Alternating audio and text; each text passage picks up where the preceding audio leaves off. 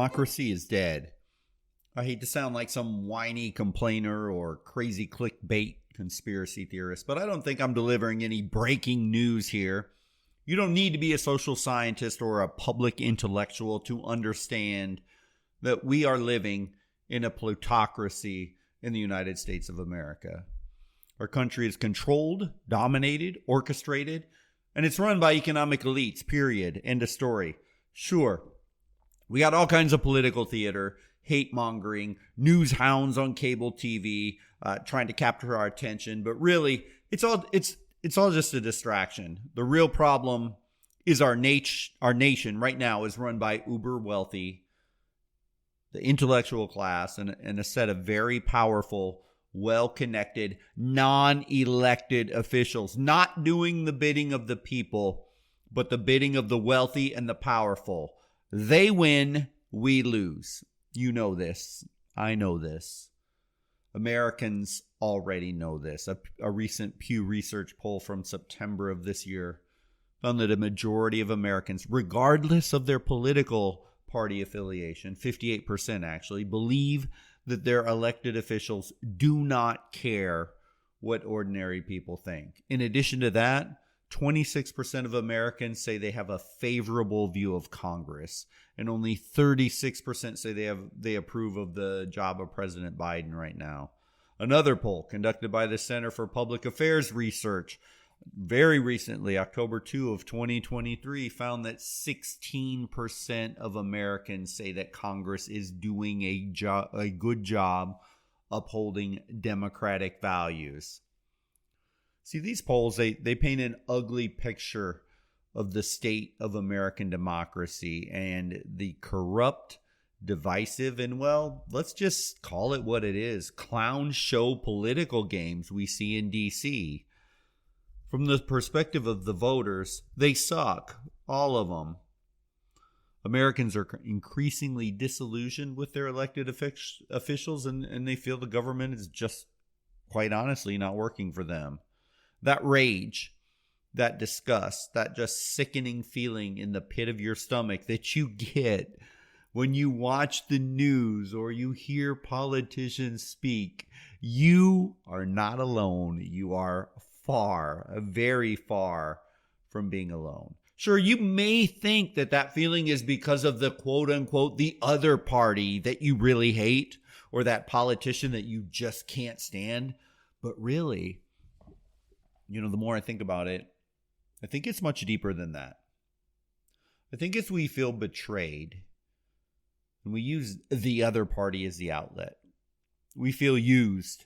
We feel like pawns because, well, we are pawns. We are tokens that are being manipulated on the board game of politics. And the reason is we don't live in a democracy. We live in a plutocracy. And if you're wondering what the literal definition of the term plutocracy, since I've said it a few times now, it is really simple. It just means the rule by wealth. But it would be tedious just to rant about wealth. There's more than enough of that out there in pretty much all the mediums. Yet, I want to talk about this concept of the plutocracy in some detail because, well, it's getting more and more pervasive. And whether we identify it exactly as the plutocracy, we do feel it and we know it. The plutocracy is getting more and more dangerous because in our world today, all the guardrails are off. And the elite don't even try to hide their plotting, arm twisting, and manipulation anymore. Heck, just go to the World Economic Forum website. Heck, and the elite tell you what they want and what they are going to do to get it right blatantly in front of our faces. But I want you to understand who these people are. Who is the plutocracy? Who are these people at the top of the power pyramid in America that are pulling the strings? Well, in real straightforward terms, they are the owners and the managers of very significant income-producing assets. They're the highest level of entrepreneurs, of huge corporations, banks, and law firms. The suspects when I identify them. the finance, banking, insurance, the real estate industries, the military industrial complex, the energy and the utility sectors, Silicon Valley and the tech giants. I mean, this is the newest addition to the cabal with rising power like a shooting star. Big food, big pharma, the education industrial complex, the medical industrial complex. These are the players, these are the leaders, all with their own selfish interests, all sadly vying for power, prominence, and the almighty dollar, willing far too often to sacrifice the good of the nation for their own interests. Of course, good, honest people are working in these industries. There's wealthy people that are incredibly generous and help society in so many ways. But you know, it isn't an opinion. It's a fact that the titans of these industries will use, well, about any means possible to push their own agendas individually, and when it's self-serving, join together to push a common agenda. There's over 12,000 registered lobbyists in Washington, D.C., and they represent a wide range of industries and interests. Most lobbying activity is handled, though, by a very small number of firms. Usually about 300 of them are the huge ones.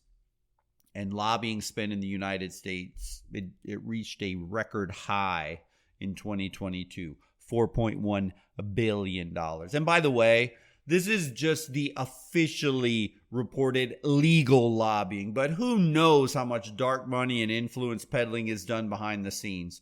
This 4.1 billion, by the way, is the highest amount that's ever recorded, and it's significantly higher than the 3.78 billion in 2021. Now, the dark money, I mean, that's an entirely different ball game.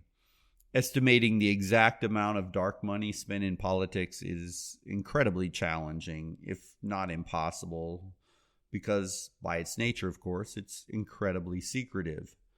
However, various organizations have attempted to track and estimate this dark money spending, and their findings suggest that it is incredibly significant, and it is a growing problem in American politics, with expenditures well into the billions of dollars.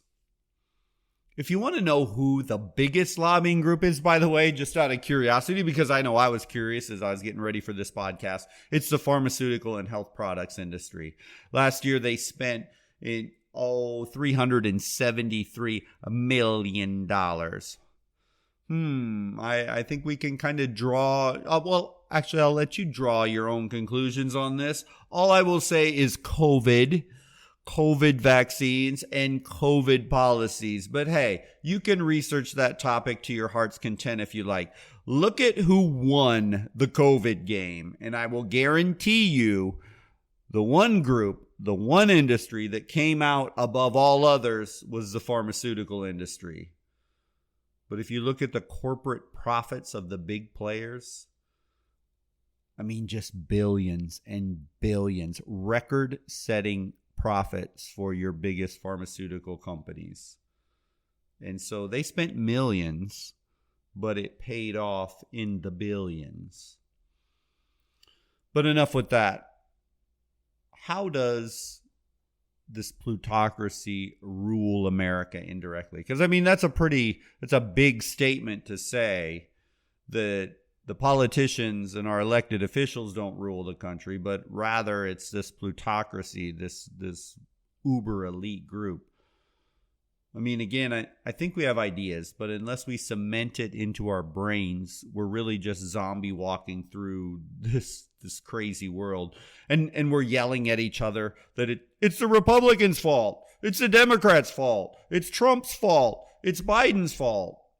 When in fact, really, if you step back a little bit, as I've been trying to do recently in the things I'm reading and what I'm watching going on, these cartoon characters that we watch on TV that seem to be lacking intelligence, they just simply parrot party lines over and over and over again. Well, if you understand the plutocracy, you can understand that, in fact, the last thing the plutocracy wants is smart, intellectual, critical thinking, compromising, problem-solving politicians that are doing work for the people. The plutocracy isn't paying money for that. They want sheep. They want fools. They want followers to, quote-unquote, run the country. Hell, so many of our politicians are just cardboard cutout placeholders to move a certain agenda. Most are in power not because of their skill, but because they're sheep. They're easily bought and paid for or follow the party lines in perfect lockstep. That's why we get so frustrated with them. That's why even just talking about it makes me frustrated. Again, always got to take a deep breath. It's wrong to pass blanket judgments on every politician in either party, but geez, just look at the track record of the entire enterprise of Washington, D.C. politicians. They serve America. They serve the average American, or pretty much every time are the biggest benefactors the wealthy. Whether a Democrat or Republican is in power, or whether a Republican or Democrat wins, the real winners almost every single time is the plutocracy. Both of these corrupt to the core political parties are to blame for caving to the plutocracy and just doing their will. You know, the corporate companies, they run the country. It's time to admit it. Sure, it's indirectly, but they run the country. I don't want to offend, again, the party faithful who listen to this podcast. I respect everyone's opinion, and I don't have the right to, and I don't have the right answer to very big or complex issues. And every election season, people love one candidate or that one politician from their favorite party, and they say, "Oh, but not my guy or gal. They're for the people." Maybe. With a big slight maybe, in my opinion, but probably if they are in the DC machine and they're in one of the two political parties that have been put in place by the plutocracy, well, they're probably controlled. But how do they do it? How does the plutocracy dominate our dear politicians? Well, it's all actually perfectly legal. It's beautiful. They do it through lobbying. They do it through campaign financing. Business people are inserted into the political class. The political class is inserted into the government bureaucracy through appointments of business people to key government positions and vice versa. Or in general, it's almost like a revolving door of status quo government bureaucrats from government to board of directors or university presidents or ambassadors and back to heads of state or other key government appointments. See, they recycle people back and forth. That's why you see so many of these appointments, the heads of state, the university presidents, the boards of directors. They come from the government, then all of a sudden they're on a board, or they're on a board and all of a sudden they're in the government. They're this recycling of people from government and industry. They're so joined at the hip in such a very complete and thorough fashion with money as the dominant force that is uniting them all together in a very incestuous bond of corruption. But wait, there's more. There's much more, unfortunately. The corporate community also controls the messaging, the ideological messaging, completely. Well, nearly completely, because they also own the mass media and the policy planning networks. And these policy planning networks are, your private foundations with their public relations firms, the intellectual think tanks where policy wonks publish groundbreaking and important blah, blah, blahs about blah, blah, blah to push blah, blah, blah. And don't forget about the so essential policy discussion groups that deep dive into the issues and come forth with the truth for all of us little people. And guess what their decisions ultimately use to solve the problem? Themselves. The Israeli-Palestine issue, it just kind of smells weird to me. So we're giving money to Israel to retaliate and bomb Palestine to the ground. Our military-industrial complex is going to get paid hundreds of billions of dollars probably by the time this is over as we sell weapons to Israel. And I see already the president has announced he's going to give hundreds of millions of dollars to Palestine to rebuild. So we will use our bombs to blow something up. And then in turn, we're going to spend more money to rebuild it back up. And guess who's going to be right on the spot to help rebuild? It's going to be the American companies and the American consultants and all of those firms with deep ties to our politicians and the complex that will do that.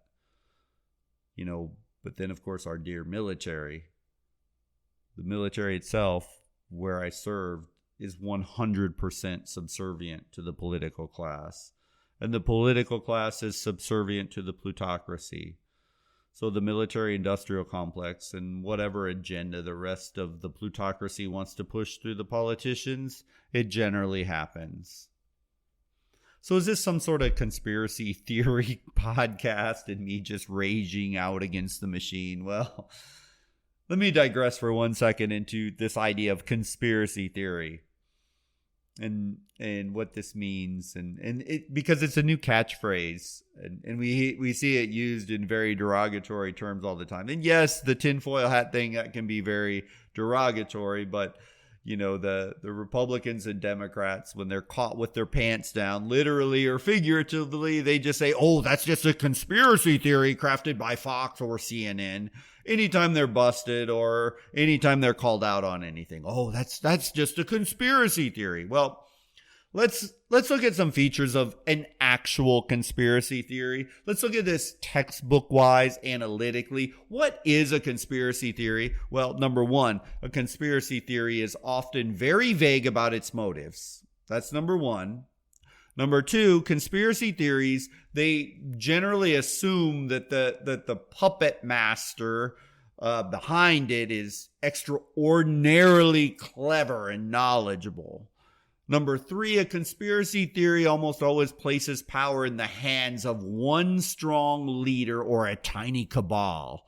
And then number four, a conspiracy theory usually hints at or downright says complex and illegal plans can be kept secret for very, very long periods of time. I mean, these are core facets of an actual conspiracy theory. Not all, but hey, they're general hallmarks. But let's return now to our dear plutocracy to see if it fits the conspiracy theory. So, first of all, the motives of wealth holders. They're really quite transparent. They're not hidden at all. The plutocracy isn't secret, even a little bit. Heck, they go broad daylight to D.C. Heck, they show they are wielding power in the open all the time. Now, let's not dumb people down to cartoon characters, as all humans are complex creatures, you and I and the super wealthy. But I think it's obvious and not an oversimplification that these uber wealthy want to increase their wealth and not see it diminish.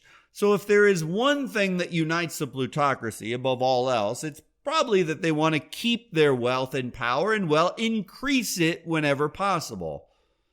Any class theory can probably be boiled down to this, and with human nature being what it is, I don't think this is conspiratorial at all that they want to keep their wealth.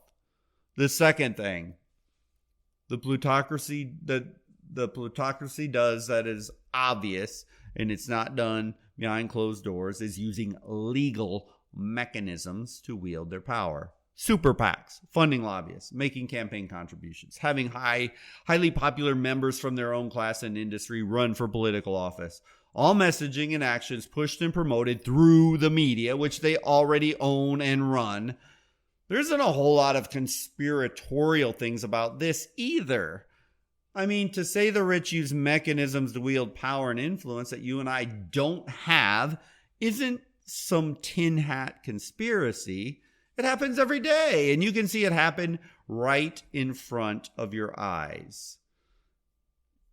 Number 3, the third group, a conspiracy theory, it tends to have as it goes, has a center, a figure, or some shadowy group. The plutocracy isn't shady at all. Their networks are public knowledge. Elite prep schools and colleges. Country club members. Country club members only golf courses. The ruling elite serve on corporate boards together. They swap memberships back and forth. They participate in various groups together. They attend elite invitation-only seminars and retreats that you and I could never go. The World Economic Forum event or Davos or wherever. They hammer out policy planning in think tanks. They fund university studies and they work through charitable foundations. There is no supreme leader, no tiny little cabal wearing masks or sacrificing humans in rituals. But make no mistake, when you are in, you are in. As long as your money and your power and your prestige and persona make you, quote unquote, one of them.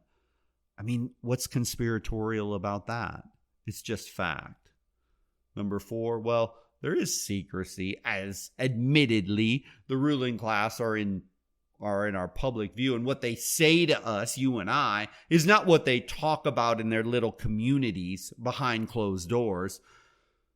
So in that sense, there's no transparency with the public. These people, they live in gated communities, often with armed security, and they go to exclusive clubs that we will never do. When they have to go to airports, they enter and leave through private entrances, and many of these people are public figures. Well, yeah, many of the billionaires and CEOs, and they speak in public all the time, but, well, their true motives versus what they say to speeches when there's 500 people, in that sense, they're hidden, but not entirely. Check out a couple organizations like Open Secrets.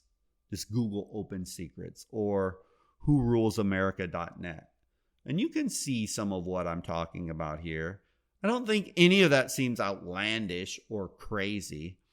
The fact is that the top 1% of the population own 43% of all the financial wealth and receive 20% of the nation's yearly income. They dominate government decision-making. It isn't hard to understand this.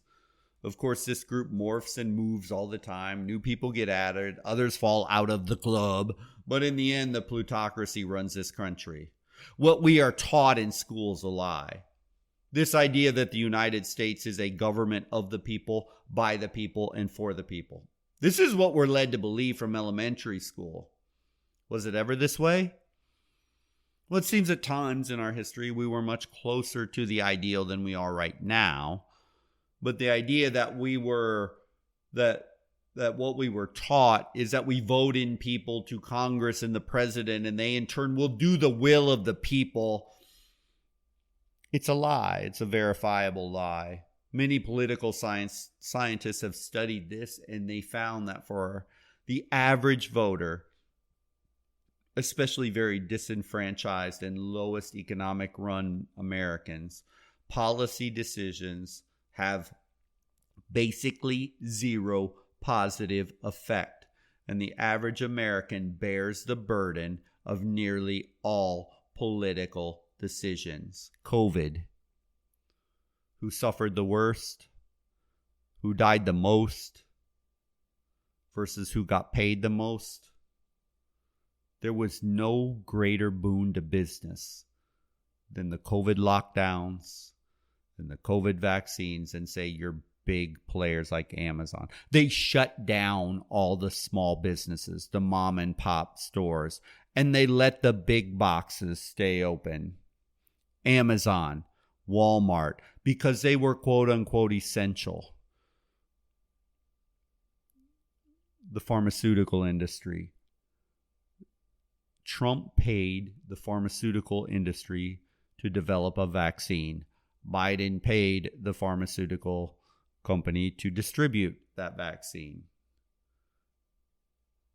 The elite, the uber elite, are the winners every time. So while the elite benefit the most, almost always, Thanks again, Democrats and Republicans. Thanks again for that fantastic work over the last 100+ years of being in power.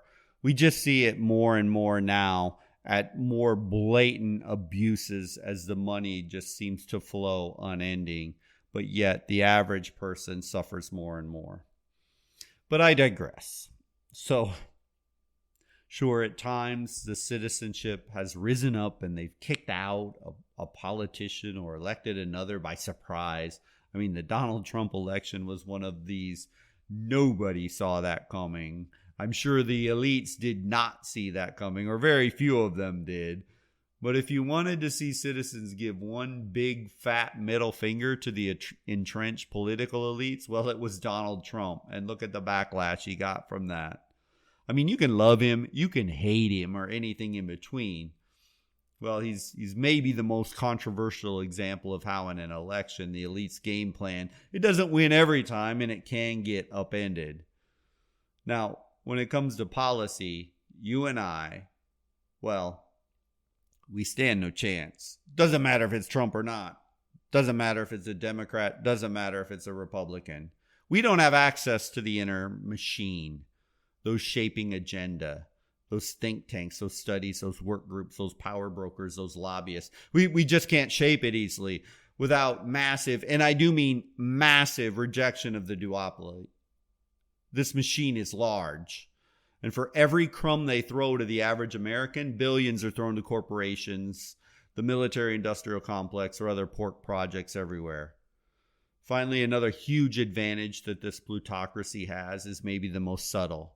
They push out their ideological agendas through the media, propaganda campaigns, celebrity power, commercials, etc. We need to be able to sniff this out, these manipulation tactics, because, well, they're brilliant at it. And let's be honest, you and I and this country are too naive, too trusting to the forces of the plutocracy. I think we are waking up, though. I mean, it's slowly, but we're waking up. Everyone needs to understand this game and how it's played. I know I'm waking up to it. I've gotten to the point I don't want to hear one single word out of a Democrat or a Republican about what they think or what they are going to do or how they're going to fix this, that, or the other. I only want to see their actions. No offense, and not to be crass, but I don't give a rat's ass about what I hear or read from a Democrat or a Republican.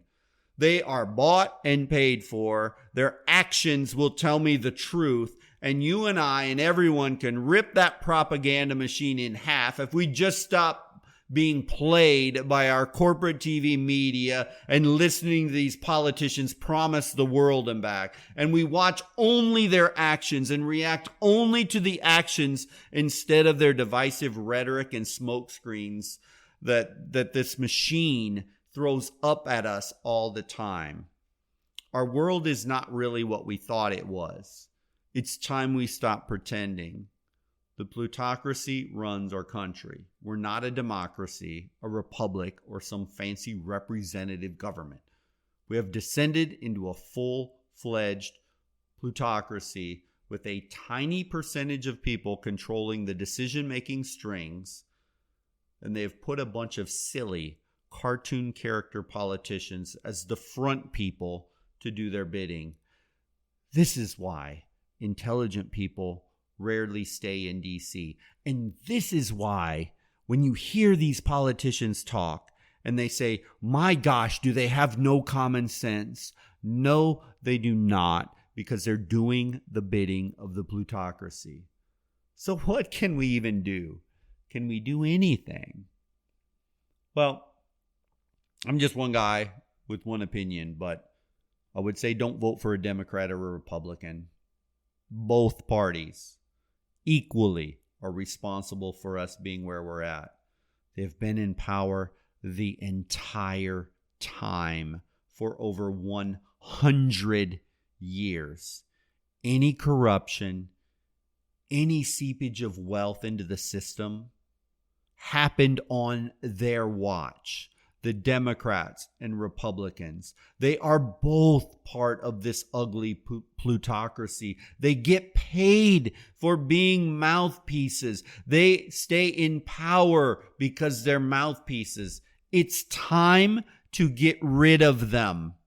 Vote independent, vote libertarian, vote Green Party. Heck, I don't care who you vote for.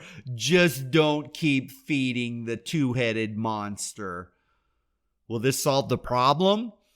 And others outside the machine will be honest power brokers for the people? Of course not, they won't. At least not all of them. But I think the only way to get the attention of the politicians is, well, to theoretically punch them in the mouth and refuse to vote for either party. Because, well, if that happens, they will take notice, and maybe we can stem the tide of corruption in the minimum and chop off at least a little bit at the foot or the knees this plutocracy and their power mongering. But at best, it could usher in a new set of politicians and political beliefs that more reset us towards we the people. But if we don't do this, well, we're just going to get more of the same, guaranteed. The Uniparty, Democrats and Republicans, will in 2024 do the same BS they have been doing for over 100 years if you reelect them. How do I know that for a fact? I have 100 years of statistical data that says that's what's going to happen. Never believe what comes out. Number 2, never believe what comes out their mouths. I already mentioned this. The only thing that matters is verifiable facts.